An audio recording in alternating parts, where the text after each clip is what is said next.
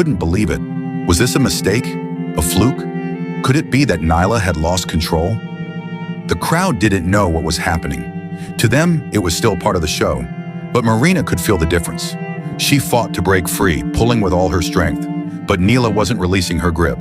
The water around them churned violently, the sounds of thrashing and splashing drowning out everything else.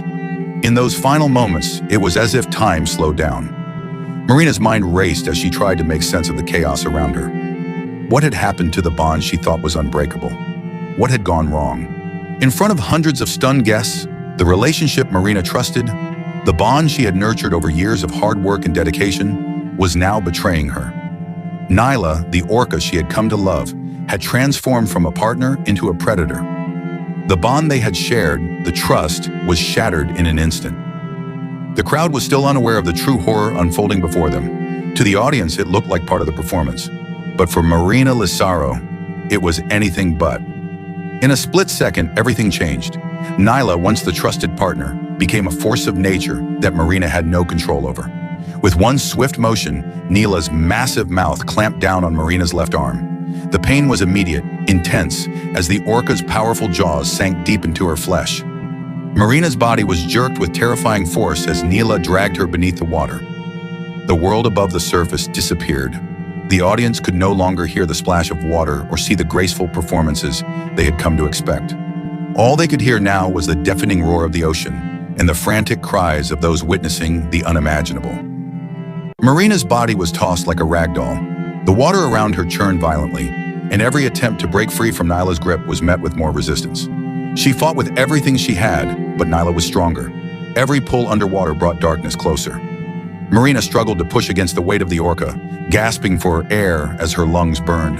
The pull of the water, the crushing weight of the orca's jaws, seemed to drag her further into the abyss. The audience, still unaware of the true gravity of the situation, began to scream as they realized something was wrong. Chaos erupted in the stands.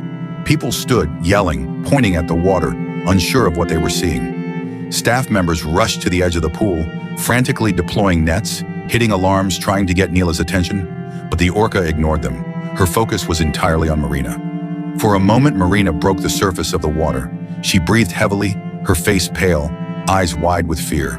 She was barely able to take in a breath before Nyla yanked her under again. The struggle continued, desperate, unrelenting. Marina's body was pulled back and forth beneath the surface as she fought to survive.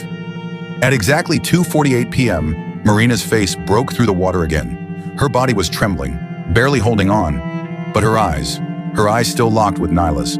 She was gasping for air, but her strength was fading. The orca's grip on her was unyielding, and each time she tried to pull free, the pressure of the water, the weight of Nyla's body, dragged her back. In that instant, it was as if the world had stopped. The audience, the staff, everyone watching could do nothing but witness the brutal reality unfolding in front of them.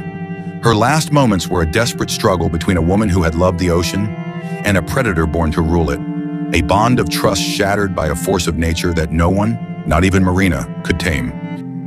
At 2:55 p.m., Marina's lifeless body was finally recovered from the water.